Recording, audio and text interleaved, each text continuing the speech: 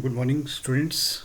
So today we are going to start with the next chapter in section C, which is polymer solutions. And first of all, we will try to learn that how the polymer can be solubilized in a given solvent, and what are the factors that affect solubility of the polymer in a given solvent. So uh, that is called criteria for polymer solubility. And एक चीज़ हमें यहाँ पे समझनी पड़ेगी कि polymer क्योंकि जो simple molecule है उनसे काफ़ी डिफ़र करते हैं in terms of molecular weight और उनकी चेन लेंथ्स की वजह से, जिसकी वजह से क्या होता है कि इसकी प्रॉपर्टीज़ जो नॉर्मल कंपाउंड्स की होती है सॉल्युबलाइजेशन के टाइम भी डिफ़र करती हैं। तो यहाँ पे जैसे लिखा हुआ, when a polymer is added to any solvent that the polymer dissolution will be decided by two factors. यानी कि जब हम पॉलीमर का सॉल्यूशन बनाने चलेंगे तो दो फैक्टर्स को डिसाइड करेंगे। पहला है polymer polymer interactions and polymer solvent interactions. ये चीज़ नई नहीं है, अगर आपने सॉल्यूशन केमिस्ट्री पढ़ी होगी, फिजिकल केमिस्ट्री का पार्ट है, कभी आप पढ़ते होंगे तो वहाँ पे भी ये टर्म्स आती हैं। वहाँ पे हम इसको कहते हैं solute solute interactions and solute solvent interactions. तो क्योंकि यहाँ पे जो सॉल्यूट है वो पॉलीमर होने वाला, तो हम इनको नेम कर रहे हैं या रीनेम कर रहे हैं पॉलीमर पॉलीमर इंटरेक्शंस और पॉलीमर सॉल्वेंट इंटरेक्शंस।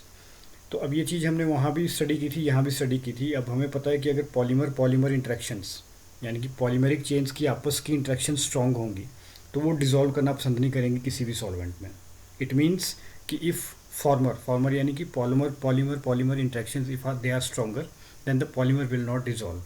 वो पानी में या किसी सॉल्वेंट में डिज़ोल्व नहीं करेगा क्योंकि polymer polymer interaction are stronger.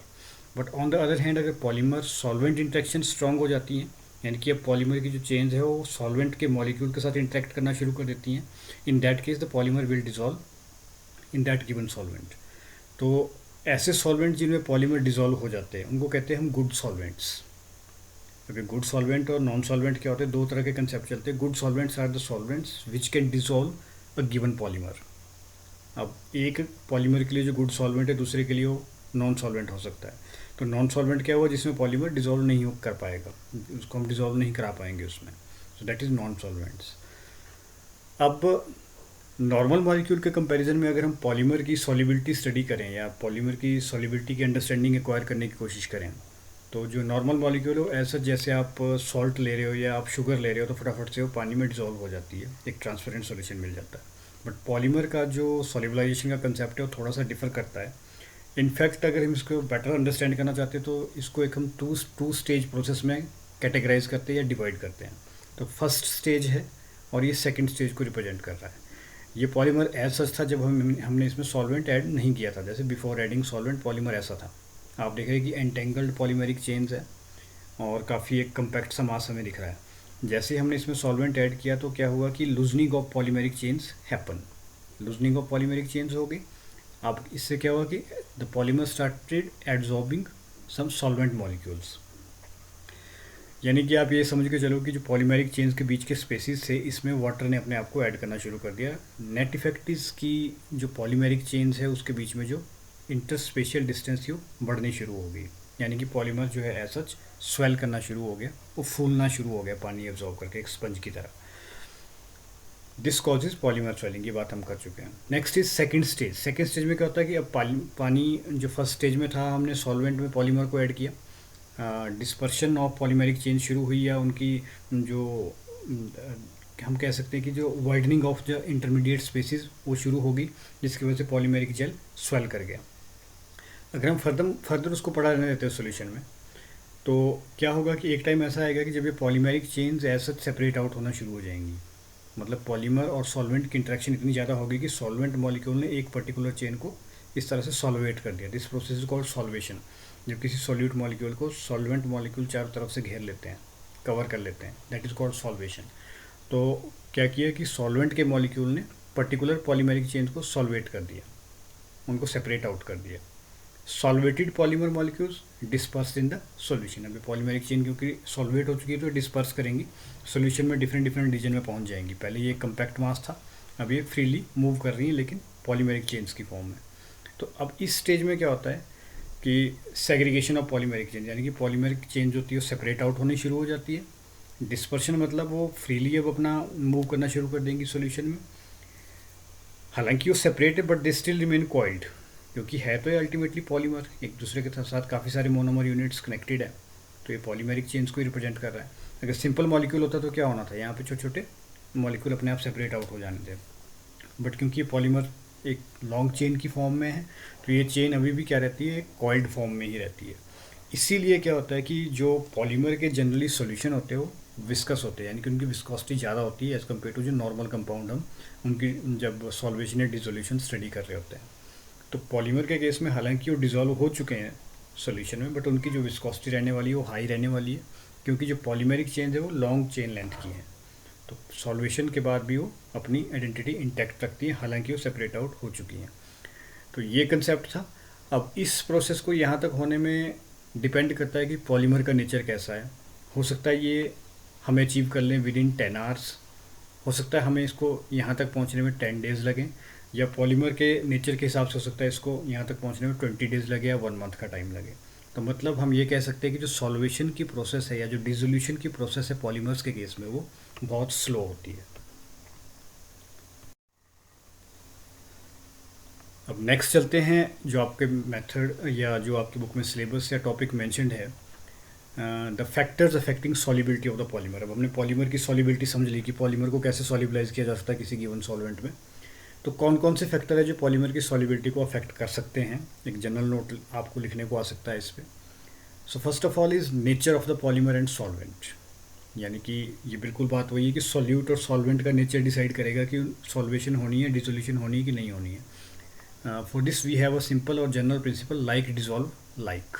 अब ये लाइक डिजॉल्व लाइक का मतलब क्या हुआ कि अगर कोई पोलर कंपाउंड है तो पोलर सॉल्वेंट में बड़ी इजीली वो डिजॉल्व हो जाएगा, अगर कोई नॉन पोलर सॉल्यूट है तो नॉन पोलर सॉल्वेंट में बड़ी इजीली डिजॉल्व होगा। तो same concept applies here in case of polymers also. If we have polymers with polar functional groups, polymer की जो ऐसा चेन है अगर उसके ऊपर पोलर फंक्शनल ग्रुप लगे होंगे तो क्या होगा कि वो जितने भी पोलर सॉल्वेंट्स है जैसे वाटर हो गया, इथेनॉल वगैरह हो गया, तो उसमें वो डिज़ोल्व कर जाएगा आसानी से with ease and vice versa. इसका मतलब अगर पोलर फंक्शनल ग्रुप नहीं होंगे तो फिर वो नॉन पोलर सॉल्वेंट में डिज़ोल्व करेगा। Next is the concept of molecular mass. अब इसमें कोई बड़ी बड़ी अंडरस्टैंडिंग की जरूरत नहीं है, हमें पता है कि जितना ज़्यादा मॉलिकुलर वेट होगा उतना ज़्यादा पॉलीमर की जो कॉम्प्लेक्सिटी बढ़ जाती है, जिसकी वजह से क्या होगा, उसकी जो सॉल्युबलाइजेशन की टेंडेंसी है वो कम हो जाती है। तो molecular weight inversely proportional to solubility of the polymer होता है। Next is degree of cross linking. Cross linking का मतलब है कि जब एडजेसेंट पॉलीमर की चेन्स है उनको हमने एक्स्ट्रा क्रॉस लिंक्स के थ्रू आपस में बाइंड कर दिया है। जैसे कि आपने देखा होगा कि हम वल्केनाइजेशन ऑफ रबर पढ़ते हैं, उससे क्या होता है कि उसकी प्रॉपर्टी और बेटर हो जाती है। तो उसमें सल्फर लिंक्स के थ्रू हम एडजेसेंट पॉलीमेरिक चेन जो होती है रबर की उनको क्रॉस लिंक करवा लेते हैं, तो उसमें ऐसा उससे स्टेबिलिटी बढ़ जाती है उस रबर की, तो वल्केनाइज रबर उसको कहते हैं। तो डिग्री ऑफ क्रॉस लिंकिंग का मतलब है कि हमने एडजेसेंट पॉलीमेरिक चेन्स को क्रॉस लिंक करवा के और बेटर स्टेट में या ज़्यादा स्टेबल स्टेट में पहुंचा दिया, तो उसको डिस्ट्रॉय करने के लिए भी हमें ज़्यादा एफर्ट करने पड़ेंगे। तो in that case the polymer solubility decreases. तो इसका मतलब क्या हुआ कि क्रॉस लिंकिंग के भी इन्वर्सली प्रोपोर्शनल होती है सॉल्युबिलिटी। तो ज़्यादा क्रॉस लिंकिंग होगी तो पॉलीमर कम सॉल्युबलाइज होगा। Next is crystalline nature of the polymer. अब इसके बारे में भी हम पढ़ चुके हैं कि पॉलीमर दो तरह के होते हैं, क्रिस्टलाइन पॉलीमर होते हैं, अमॉर्फस पॉलीमर होते हैं। अब क्योंकि क्रिस्टलाइन पॉलीमर के केस में जो पॉलीमेरिक चेन्स की अरेंजमेंट है that is more regular as compare to amorphous polymer.